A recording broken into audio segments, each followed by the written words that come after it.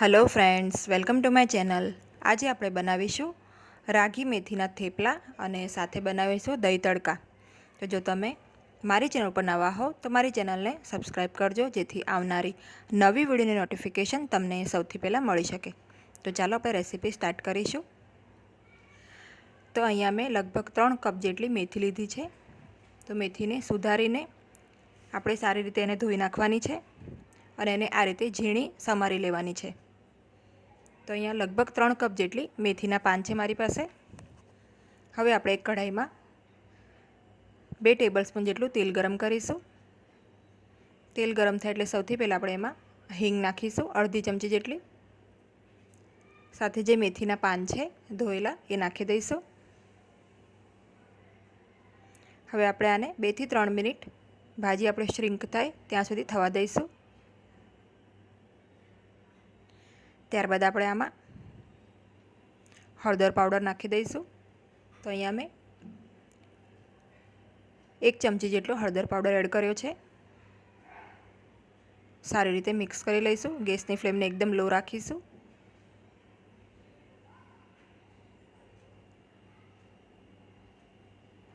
તો 2 મિનિટ આપણે આને હજી થવા દઈશું। હવે અહીંયા મેં લસણ લીધું છે, 8 થી 10 કળી, મોટી કળી છે લસણની। લસણને આપણે આ રીતે જે ચીઝ છીણવા માટે આપણે છીણી વાપરીએ છીએ એનાથી ગ્રેટ કરીને કઢાઈમાં એડ કરી દઈશું। તો અહીંયા મેં લસણ પણ એડ કરી દીધું છે। મિક્સ કરી લઈએ। તો લસણ તમે તમારા સ્વાદ પ્રમાણે ઓછું કે વધારે નાખી શકો છો, પણ જો થેપલામાં લસણ થોડું વધારે હશે તો એનો સ્વાદ ખૂબ જ સરસ લાગશે।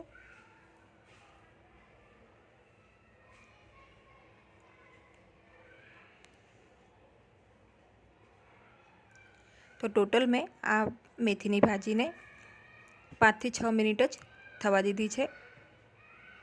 હવે એને આપણે ઠંડી થવા દઈશું, ગેસ બંધ કરી દઈશું।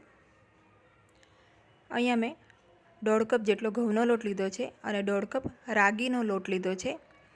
તો આ રાગીનો લોટ તમને ઇઝીલી કોઈપણ ગ્રોસરી શોપમાં અથવા તો મોલમાં આ રીતે પેકિંગમાં મળી જશે। તો રાગી આપણા બધા માટે ખૂબ જ ફાયદેમંદ છે। તમે રાગીના ગુણો ગૂગલ ઉપર ચેક કરી શકો છો। તો અહીંયા મેં 1.5 કપ રાગીનો લોટ અને 1.5 કપ ઘઉંનો લોટ લીધો છે। સાથે સ્વાદ પ્રમાણે મીઠું નાખી દઈશું। અડધી ચમચી હળદર પાવડર નાખ્યું છે। સાથે લાલ મરચું પાવડર છે 1.5 ચમચી જેટલું। હવે અહીંયા મેં 2 ટેબલસ્પૂન ભરીને તેલ લીધું છે મોણ માટે। તો તમે તેલની સાથે અહીંયા દહીંનો પણ ઉપયોગ કરી શકો છો। 1/2 કપ દહીં પણ તમે આમાં એડ કરી શકો છો। બધું સારી રીતે આપણે મિક્સ કરી લેવાનું અને આપણો લોટ આ રીતે મુઠ્ઠી પડતું મોણ લોટમાં હોવું જોઈએ। ઇઝીલી મુઠ્ઠી વળાય એ રીતે આપણે મોણ નાખીશું। હવે આપણે જે આપણી મેથીની ભાજી છે એ નાખી દઈશું અહીંયા। ભાજી ઠંડી થઈ જાય ત્યારબાદ આપણે એમાં એડ કરી દેવાની। બીજા મસાલા એડ કરી દઈશું। અહીંયા મેં 2 ટેબલસ્પૂન સફેદ તલ લીધા છે, સાથે 1 ચમચી ધાણા જીરુંનો પાવડર છે।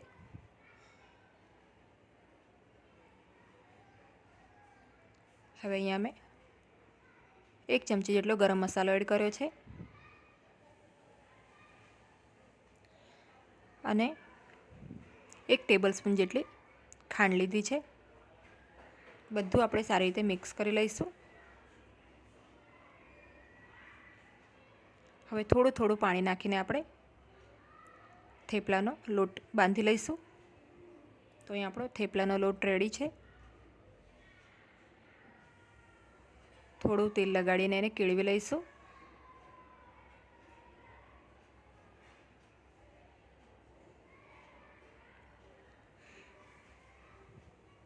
તો તમે જો ભાજીને આ રીતે થોડી કૂક કરીને પછી લોટમાં એડ કરશો તો વધારે પ્રમાણમાં તમે ભાજી નાખી શકશો અને થેપલા વણતા બી તમને ઇઝી પડશે। ભાજી લોટની બહાર નહીં નીકળે।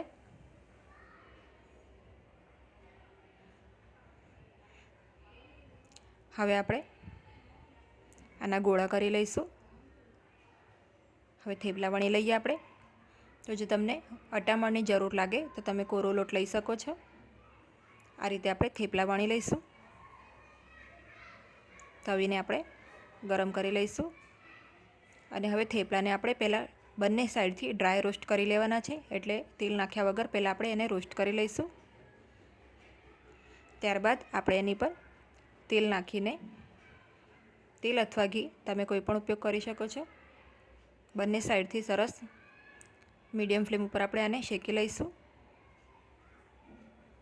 તો આ થેપલા સ્વાદમાં પણ ખૂબ જ ટેસ્ટી બને છે, સાથે સાથે હેલ્ધી તો છે જ।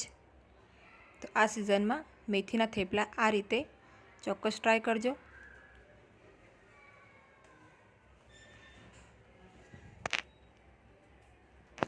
બંને સાઈડથી આ રીતે 1-1 ચમચી તેલ નાખીને આપણે થેપલાને શેકી લઈશું।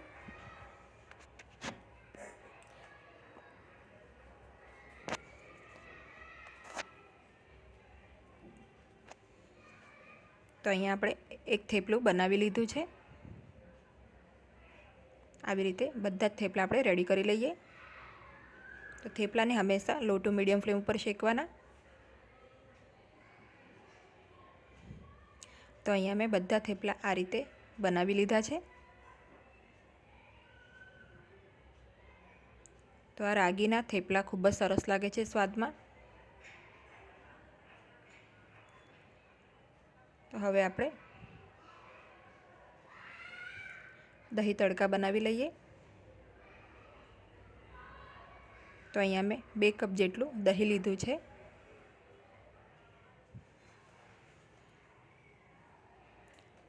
વઘારિયામાં આપણે 2 ચમચી જેટલું તેલ ગરમ કરીશું।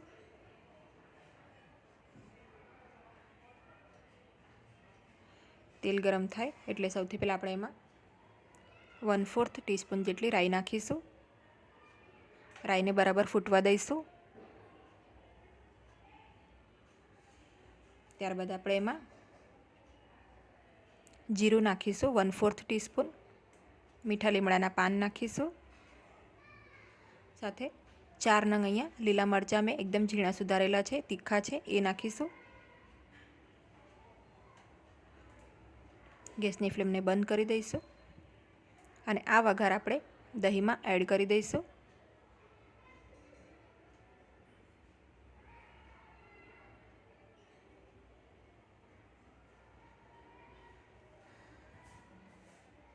અડધી ચમચી જેટલું આપણે મીઠું એડ કરી દઈશું। મીઠાનું પ્રમાણ તમે તમારા સ્વાદ પ્રમાણે ઓછું વધારે કરી શકો છો। સારી રીતે દહીંમાં વઘારને મિક્સ કરી લઈશું। તો તમે આ રીતે દહીં તડકા બનાવશો તો ખૂબ જ ટેસ્ટી લાગશે। ઉપરથી થોડા ફ્રેશ દાણા એડ કરી દઈશું। તો રેડી છે આપણું દહીં તડકા। તો ઢેબરા સાથે આ દહીં તડકા ખૂબ જ સરસ લાગે છે। આ કોમ્બિનેશન એક વખત જરૂર ટ્રાય કરજો। જો તમને મારી આજની આ વિડીયો ગમી હોય તો એને લાઈક અને શેર કરજો અને મારી ચેનલને સબસ્ક્રાઈબ કરજો। Thanks for watching.